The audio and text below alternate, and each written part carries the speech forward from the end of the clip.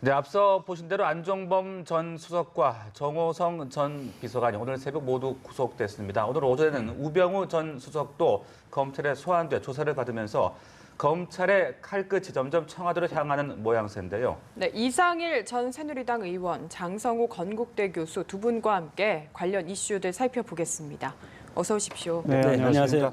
네, 우병우 전 수석이 오늘 검찰에 출석을 했습니다. 그동안 계속 버티기로 일관을 해왔었는데 자리에서 물러난 지 일주일 만에 조사를 받게 되었습니다.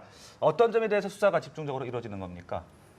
그동안 언론을 통해서 너무 많이 나왔기 때문에 일주일 동안 이렇게 소환을 미룬 것은 준비할 것이 많았지 않았나. 그동안 수십 년 동안 했던 여러 가지 등기부 등본이라든가 재산세 내역이라든가 이런 걸 이제 다 수집을 해서 그동안 청와대에 있을 때는 이제 공적인 일을 많이 했기 때문에 네. 이제는 이제 본격적으로 개인의 비리를 방어할 그런 이제 위치에 있지 않습니까? 그렇기 때문에 검찰과 창과 방패의 대결을 벌이는데 제일 먼저 가족 그 회사 정강에서 개인적으로 횡령 부분이 가장 저는 초점을 맞춰지지 않을까. 사법 처리할 때는 이것이 저는 가장 중요한 핵심이라고 봅니다. 네네. 그리고 부인 소유의 땅, 화성의 그 기흥시 씨 주변의 땅에 대해서 그 재산 허위 신고하는 거죠. 차명으로 등록을 해놓고 허위 신고한 그 부분. 그래서 네.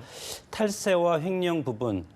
기타 또 아들 병역 문제는 검찰에서 일정 부분 소명이 되고 이거에 대해서는 불법적인 것이 없다고 보기 때문에 저는 지금 윤곽근 특별수사팀이 발족이 돼서 지금 상당 부분 수사를 많이 해왔지 않습니까? 그래서 청와대에서 지난번에 대통령께서 인사조치를 하고 나서 이제 우병우 수석을 불러서 마지막으로 퍼즐을 맞추고 이거에 대한 사법 처리 여부를 결정하기 위해서 이제 소환을 한 것 같은데 후배 검찰이라고 하던 또는 일간에서는 정치 검찰 이런 식으로도 비판을 하는데 검찰 입장에서는 국가의 어떤 국가 기구입니다. 마지막 사정에 보르기 때문에 검찰이 그런 것에 좌고우면하지 않고 이번 국민적 관심사의 우병우 사태 이거에 대해서는 검찰 나름대로 최선을 다해서 수사 결과를 발표하리라고 봅니다. 네. 그와 관련해서 제가 좀 보완해서 말씀드릴 게 있는 게 지금 우리 이제 교수님께서는 이미 고발된 사안에 대한 이야기를 하셨거든요. 그러니까 우병우 개인과 가족과 관련된 문제인데요. 네. 사실은 더 큰 일이 있습니다. 뭐냐면 이석수 특별감찰관이 최순실 씨의 문제를 파악을 해서 감찰을 하고 있었어요. 근데 그 감찰이 유야무야 됐죠. 이 과정에서 우병우 민정수석이 어떤 역할을 했는지 사실은 특별감찰관의 활동을 방해했을 수도 있거든요. 이 문제도 차제에 밝혀져야 되고 이금면 전 인사혁신처장이 증언을 또 했습니다. 우병우 민정수석이 소위 정말 실세수석인데 이제 인사에 검증하는 역할인데 그거를 넘어서서 각종 인사에 개입했다는 이런 지금 주장이 나오고 있기 때문에 네. 이 문제도 검찰이 파악을 해야 된다고 봅니다. 그러니까 고발된 사안 말고 네. 또 이석수 전 특별감찰관이 우병우 민정수석을 당시 민정수석을 수사 의뢰했는데 그거는 본인과 관련된 거지만 이 최순실 씨 국정농단과 이 관련성 이거를 밝혀야 된다고 생각하고 정말 우병우 민정수석 큰 잘못을 저질렀어요. 왜냐하면 2014년 말에 정윤회 씨 사건이 터졌습니다. 그때 민정비서관이죠. 그때 이 정윤회 씨와 최순실 씨 이 국정농단을 제대로 엄정하게 밝혀냈다면 최순실 씨가 적어도 2015년 미르재단, 올 1월 K스포츠 재단에 깊숙이 개입해서 사금고로 만들려고 하지는 못했을 거라는 생각이 들어요. 그러니까 우병우 당시 민정비서관은 그 사건을 정윤회 씨 사건을 이 초점을 문건 유출로 돌려서 사실은 사건을 덮는데 엄청난 역할을 했고 네. 그때 그런 역할을 해서 민정수석으로 승진했다는 게 이제 대체적인 관측인데 이 문제에 대해서도 우병우 민정수석이 당시 어떤 역할을 했는지가 밝혀져야 된다고 봅니다. 네. 이제 그 부분에 대해서는 이제 오늘은 특별수사팀에서 부른 것이고 최순실 검찰 조사팀에서는 그거와 관련해서 또 추가적으로 수사를 하면 된다고 봅니다. 네. 네, 그런가 하면 오늘 새벽이죠. 안종범 전 수석과 정호성 전 비서관이 구속이 됐는데 앞으로 이 둘에 대해서는 어떤 점들이 집중적으로 수사가 이루어질까요? 지금 이제 안종범 전 수석 이제 검찰이 불러서 48시간 안에 지금 구속영장을 청구를 해야 되기 때문에 사전에 수사가 많이 안 돼 있는 상황에서 일단 최순실 씨도 마찬가지지만 직권남용 또 사기 미수로 최순실 씨 구속을 했고, 그다음 안종범 전 수석은 직권남용, 강요 미수. 그러니까 직권남용과 관련된 거는 결국은 두 쌍둥이 재단의 이 기금 출연 과정, 설립 과정에서 소위 경제수석, 당시 경제수석 안종범 전 수석이 이 강요를 한 강제로 출연하게 했다라는 이제 그거를 현재 수사를 했고요. 네. 이 만약에 이제 구속이 됐으니까 최순실 씨 계속 조사받고 있는데 좀 더 여러 가지 혐의에 대해서 수사가 이제 진행이 돼야 되겠죠. 그리고 이제 정호성 전 비서관의 경우는 대통령도 10월 25일 그 사과에서 인정을 하셨지만 이 일부 당시 표현은 일부 홍보물과 연설문. 예. 그러니까 대통령의 이 여러 기록들이 유출이 최순실 씨에게 된 문제, 이 문제와 관련해서 일단 수사를 받고 그 공무상 비밀 누설 혐의로 이제 구속이 된 거죠. 그런데 지금 이 정호성 비서관을 비롯한 소위 말하는 그 3인방의 역할이 어느 정도였는지가 이제 국민들도 많이 궁금해하고 있기 때문에 이 네. 문제가 더욱 깊숙이 이제 취재가 수사가 돼야 되겠고, 그 다음에 이제 이 과정에서 앞으로 대통령이 어느 정도의 연관성이 있느냐, 이 네네. 문제에 대해서 이제 검찰이 결국은 이제 수사를 할 수밖에 없는 상황이 되는 거죠. 네, 말씀하신 대로 이제 기업의 모금을 강요하고 청와대 문서가 유출되는 데 대해서 박근혜 대통령이 어느 정도 직접 지시를 했는지 이 부분이 또 관건이 될 것 같은데, 박 대통령에 대한 수사가 이루어진다면 어떤 방식으로 이루어질 걸로 예상을 해볼 수 있겠습니까? 뭐 수사는 당연히 대통령께서 필요하다면 검찰 조사에 응하겠다 했기 때문에 네. 뭐 당연히 받으리라고 봅니다. 지금 이 수사의 속도가 저는 상당히 빠르다. 이렇게 보면은 대통령 입장에서는 이것을 빨리 사법적인 절차를 매듭짓고 그리고 진실도 파헤쳐서 국민들한테 명명백백히 밝히겠다는 그런 의지가 저는 상당히 강하다고 봅니다. 그런 차원에서 안종범, 정호성 두 수석과 그리고 정책 수석과 그리고 부속비서관을 구속을 했고, 물론 최순실 씨는 이제 몸통이기 때문에 뭐 먼저 구속되지 않았습니까? 그런 차원에서 대통령 입장에서는 구체적으로 내가 지시했다고 할 수는 있겠습니까? 그것은 일단 조사를 해봐야 되겠지만 네네. 대통령의 워딩은 아무도 알 수가 없습니다. 그것은 검찰에서 방문 조사를 하든 아니면 청와대 안가에서 제3의 지역에서 조사를 하든 서면 조사는 저는 불가능하다고 봅니다. 여기에 효과가 없기 때문에 네네. 국민들이 원하는 것은 대통령이 진실을 밝히라는 거 아닙니까? 그래서 지금 아직 검찰 조사를 하기 전까지는 지지율이 5%를 넘지 못할 건데 이것의 어떤 클라이맥스 하이라이트는 대통령이 검찰 조사를 하는 시점이라고 봅니다. 그렇게 봤을 때 지금 뭐 몸통과 그리고 안종범 수석, 정호성 비서관이 구속이 됐고 이분들을 하여금 명백한 어떤 전후 관계를 파악한 다음에 마지막으로 이제 대통령 조사를 해야 된다고 봅니다. 그렇게 봤을 때 이 대통령 조사가 과연 대통령께서 어느 선까지 이것을 내가 지시했다. 네네. 아니면 뭐 지금까지 이제 통상적인 말씀이 그렇습니다. 창조경제 문화 형성에 대한 포괄적으로 기업에서 협조받을 건 받고 해서 이것을 수석들이라든가 이런 밑에 비서관들이 알아서 했다. 이런 차원에서 끝일 가능성이 상당히 큰데 그럼에도 불구하고 검찰 조사를 해야만이 국민들이 일정 부분 이 사태에 대해서 이 진실일지 아닐지 그것은 판단은 못하겠지만 검찰 조사가 결과가 나오리라고 봅니다. 네. 네. 그리고요, 이 네네. 정호성 전 비서관이 지금 구속된 상태지 않습니까? 나머지 문고리 2인방은 어떻게 되는 겁니까? 예, 1998년 박근혜 대통령이 초선 국회의원으로 당선된 이후부터 이제 이 세 사람이 쭉 보좌를 해왔는데 사실 최순실 씨와의 그 관계 이게 이제 지금 언론 보도에 따르면 최순실 씨가 운영했던 카페 있지 않습니까? 그 카페에서 뭐 이 세 사람이 또 자주 만나서 뭐 이야기를 했다. 근데 이 문제 같은 경우 정말 사실이라면 이 최순실 씨의 국정농단을 다 이제 방조한 그런 책임들이 있거든요. 근데 이제 지금 정호성 전 비서관의 경우는 대통령 기록물의 유출과 관련해서 이미 이제 수사를 받고 구속이 됐는데 지금 안봉근 전 제2부속 비서관이죠. 이제 안봉근 전 비서관의 경우는 지금 최순실 씨가 청와대에 무단으로 출입했다. 대통령이 지난 4일 담화에서 최순실 씨와 왕래가 있었다라는 말씀은 하셨단 말이에요. 그러니까 최순실 씨가 청와대에 무단으로 출입했다라는 거는 어느 정도 사실로 보여요.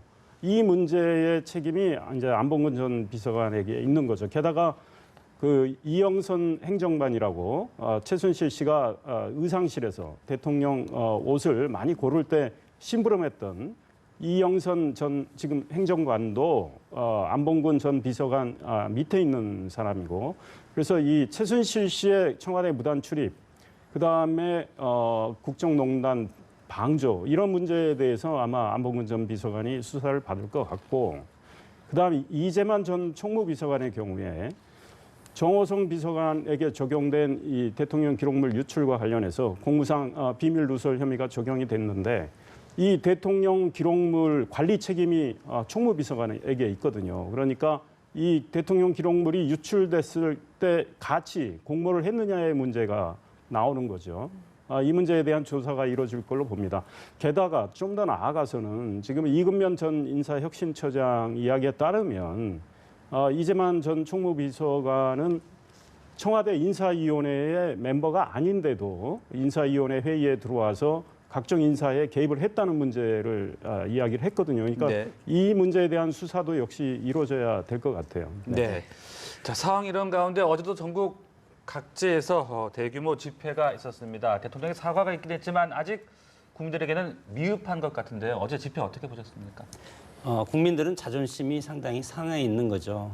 대통령이 취임할 때 원칙과 그리고 법치주의를 실현하겠다고 약속을 하고 취임 선서를 하지 않았습니까? 그러나 기대가 컸는데 그만큼 실망이 컸다는 겁니다. 네네. 그러나 지금 우리가 야당이라든가 정치권에서 헌법과 관련 없는 헌법을 뛰어넘는 그런 말들이 지금 자주 하고 있는 것은 상당히 지금 우리가 절차적 민주주의가 시스템화되고 민주화가 이루어진 이 시점에서는 상당히 위험스러운 그런 말들이다. 이것이 결국은 나중에 이분들이 지도자가 되면 또 똑같은 경우가 겪을 가능성이 상당히 많은 것이 참 우려스럽고 네. 과거에 왜 우리 그 이명박 대통령 때 광우병 사태 있지 않습니까? 네. 거기와 지금 최순실 사태 약간의 차이가 있습니다. 어떤 관점에서 차이가 있냐면 광우병 사태는 민주주의의 본질적인 문제를 건드렸기 때문에 전 국민 어떤 촛불 시위가 2달 정도 갔습니다. 그것은 뭐냐면 민주주의의 본질적인 측면은 생명과 재산과 그리고 자유입니다. 그래서 민주화 운동도 권위주의 독재 체제를 국민들이 민주화 운동을 통해서 바꿨지 않았습니까? 광우병 사태도 마찬가지로 국민의 생명을 나한테도 생명의 위협이 온다는 광우병이 그렇기 때문에 전 국민적인 분노가 일어났는데 자금의 최순실 사태는 국민들이 물론 상대적 박탈감을 느끼고 하지만 이것은 민주주의의 본질적인 측면보다도 이것은 민주주의의 과정상의 문제입니다. 그래서 지금 뭐 부패라든가 직무상의 문제로서 국민들이 이제 실망스러운 건데 네. 어떻게 보면 미묘하게 이명박 정부가 지금과는 미묘한 차이가 있다. 그래서 그럼에도 불구하고 이것이 뭐 잘 됐다는 것은 아니고 이 과정상의 문제도 지금 우리 국민들의 수준에서는 이것을 뿌리 뽑아야 되겠죠. 그래서 국민들이 지금 촛불 시위를 들고 나온 건데 정부에서는 이걸 답해야 됩니다. 대통령 입장에서도. 그러나 국민이 부여한 헌법적인 권위, 헌법 수호를 대통령이 그것을 지킬 의무는 있습니다. 이것이 검찰 조사가 나오고 사법적인 조사가 또 헌법에 보장돼 있기 때문에 그런 차원에서 대통령 입장에서는 국민들의 그 아픈 마음을 어루만져주고 그리고 반성하고 지금 2번에 걸쳐서 사과를 했지 않았습니까? 네. 앞으로 검찰 조사가 하고 나서 또 대대적인 인적 쇄신이라든가 또다시 한 번 더 사과를 할 필요는 있겠지만 이것이 정치권 전체에서 이걸 가지고 본질을 벗어나서 헌법을 뛰어넘는 네. 그런 말들은 좀 모두가 자제를 해야 된다고 봅니다. 초헌법적인 발언들은 좀 자제를 해야 될 필요가 있다. 네, 그런 그렇습니다. 말씀이신 것 같은데 의원님은 어떻게 집회 보고 계십니까? 네, 그렇습니다. 우리 국민들의 분노는 뭐 아직 진정이 안 되고 있습니다. 사실은 지난 대통령 11월 4일 2차 사과 때 직후에 제가 또 연합TV 잠시 출연해서 말씀을 드렸지만 이런 사과를 10월 25일 날 하셨으면 국민의 분노는 이 정도까지는 커지지 않았을 거다. 그리고 11월 사과 역시 부족한 부분이 있다. 왜냐하면 본인이 향후 국정 운영을 어떻게 해 나가야 되겠다는 거에 대한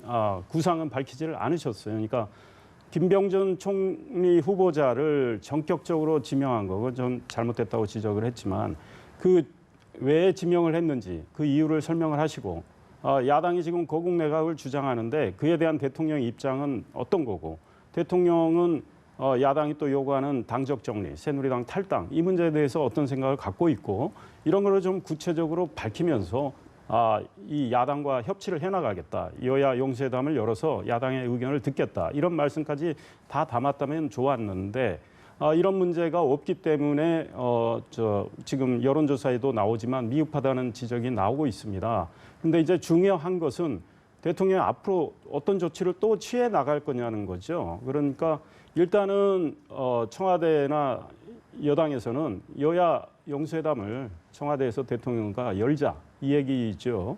그런데 지금 더불어민주당은 반대하고 있고 국민의당은 수용을 했습니다. 네. 그런데 사실은 지금 더불어민주당이 반대하면 성사가 쉽지는 않지만 청와대 비서실장도 바뀌었고 정무수석도 바뀌었고 하니 정말 더불어민주당을 잘 설득을 해서 정말 여야 대표회담을 청와대에서 열고 대통령이 미흡했던 부분에 대한 국정 운영에 대한 그런 구상을 자세히 밝히시고 당적 정리 어떻게 할 건지 또 정말 책임 총리를 하겠다는 뜻에서 김병준 총리 후보자를 지명을 했는데 네. 그와 관련해서 야당과 협의가 없었던 점에 대한 이해를 구하시고 나서 앞으로 이 책임 총리를 하겠다는 그 차원이 어떤 건지 그러면 거국 내각은 어떤 건지 대통령의 국정 이선 후퇴는 할 건지 대통령의 국정 이선 후퇴는 뭘 의미하는 건지 구체적으로 이런 거에 대해서 구상을 밝히시고 야당의 또 이야기를 듣고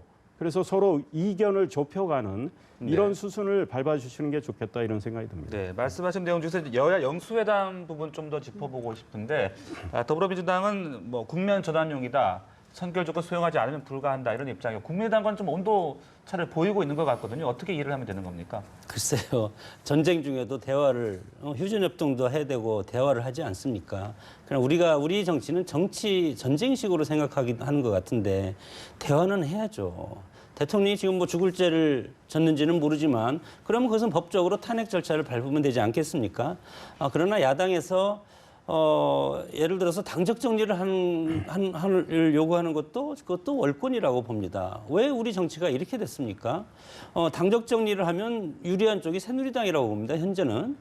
대통령이 이런 지금 국민적 비판을 받고 있는데 대통령이 당적을 갖고 있으면 새누리당도 같이 정권 획득이 목적인데 당으로서 역할이 상당히 힘들지 않겠습니까? 그러나 야당이 요구하고 야당이 애초에 또 거국 중립 내각을 요구했다가 또 새누리당이 하자고 그러니까 또 아니다 그러고 지금은 이선 후퇴하라고 그럽니다. 국민이 부여준 권력을 이선 후퇴하면 허수아비로 세워놓고 그러면 국회에서 이것은 무슨 헌정 중단 상태도 아니지 않습니까? 네. 이런 것은 상당히 부적절하고 물론 정치는 대화와 타협의 예술인데 대화와 타협을 해야죠. 지금 대통령이 이런 어떤 아주 공공한 처지에 빠졌으면 그거의 원인을 정치권 모두가 해서 풀어줘야 되지 않겠습니까? 해법을 제시하고 같이 풀어주고 이것은 정치의 목적은 국민을 위해서 있는 건데 지금 우리 정치권에서 하는 것은 자기들한테 유리한 국면으로 끌어가기 위한 이런 지금 행태들이 지금 난무하고 있습니다.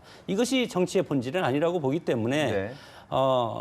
여야 용수회담은 당연히 해야 됩니다. 대화를 하고 대화를 하면 무슨 해법이 나올 것이고 해법이 안 나오면 절차적 민주주의, 법대로 가면 되는 거 아니겠습니까? 그러면 뭐 아무 하자가 없는 것인데 지금 우리는 법대로 갈 생각은 안 하고 일단은 훈수 두고 간섭하고 이런 어떤 삼류 정치적인 그런 행태를 보고 있는 것이 참 안쓰럽다 그렇게 봅니다. 네. 네. 그리고 의원님 조금 전에 네. 말씀하셨던 김병준 네. 총리 후보자요. 지금 거취가 참 안개 속인데 네, 앞으로 그렇습니다. 어떻게 될 거라고 예. 전망하십니까? 정말 안타깝습니다. 사실은 우리 지금 정 교수님 말씀하셨지만 이 대화 타협 이게 정말 우리 국민들이 사실 원하는 거라고 봅니다. 왜냐? 국가 위기를 공동으로 관리하기 위해서. 그런데 지금 더불어민주당 사실 매우 강경한 태도입니다. 지명 철회를 하지 않으면 영수회담 하지 안 하겠다. 그러니까 뭐 대통령의 백기 항복을 요구하는 건데 제가 보기에 지난 11월 4일 담화에서 대통령은 거의 한 90% 정도는 백기 항복한 셈입니다. 그런데 정말 야당이 지명 철회를 끝까지 요구한다면 김병준 총리 후보자도 이야기를 했습니다. 야당이 이해를 구하고 야당이 그런데 끝까지 반대를 한다면 그만둘 생각이 있다라는 취지의 이야기를 했죠. 네. 그러나 지금 총리 지명이 이루어진 지 얼마 안 된 상황이니까 가장 좋은 절차는 그리고 야당한테는 가장 제가 보기에는 현명한 해법은 뭐냐면 청문 절차를 인사청문회법에 의거해서 따라주는 거죠. 그래서 청문회에서 총리 적격 여부를 따져보고 그래도 야당이 그분에 대해서 야당과 대통령이 상의 없이 임명한 거 이거에 대한 그런 그 불만도 가시지 않고 또 김병준 총리 후보자에 대한 많은 야당으로서 배신감 같은 것도 있을 거예요. 그러나 이런 걸 다 뭐 야당이 수용하기 어렵다면 국회 본회의에서 야당이 표결로 당당히 의사를 표출하면 된다고 봅니다. 그렇다면 현재 국회 의석 구조로는 김병준 총리 후보자 인준 동의안은 부결될 가능성이 큽니다. 네. 사실 그 절차를 빨리 밟고 나면 대통령은 다시 한번 총리를 지명할 때 전국 수습을 하기 위해서 정말 야당과 진정으로 다시 한번 의논해서 지난번과 달리 정말 고국내각 취지를 살려갈 수 있다고 봅니다. 그러기 위해서는 야당이 정말 대승적으로 여야 영수회담에 참여해서 특히 더불어민주당이 참여해서 당당히 자기들의 주장을 펴고 이렇게 대통령의 또 전국 구상을 듣고 뭐 이렇게 해서 수습을 해나가는 게 좋죠. 그런데 현실적으로 제가 보기에는 더불어민주당이 그걸 받아줄 가능성이 없어 보여요. 그러면 또 청문 절차를 밟을 가능성도 없어 보이고 네. 그러면 이 상태를 얼마 동안 지속할 거냐 이게 매우 어렵습니다. 그래서 정말 이런 상태가 장기화된다면 대통령이 또 결단을 해야 된다고 봅니다. 왜냐하면 김병준 총리 후보자하고 대통령이 만나서 김병준 총리 후보자의 명예로운 퇴진 이런 문제를 논의할 수밖에 없습니다. 현실적으로. 근데 그럴 길로 갈 가능성이 커 보여요. 네. 네, 알겠습니다. 지금까지 최순실 사태와 관련해서 두 분과 함께 이야기 나눠봤습니다. 말씀 고맙습니다. 잘 들었습니다. 네, 감사합니다.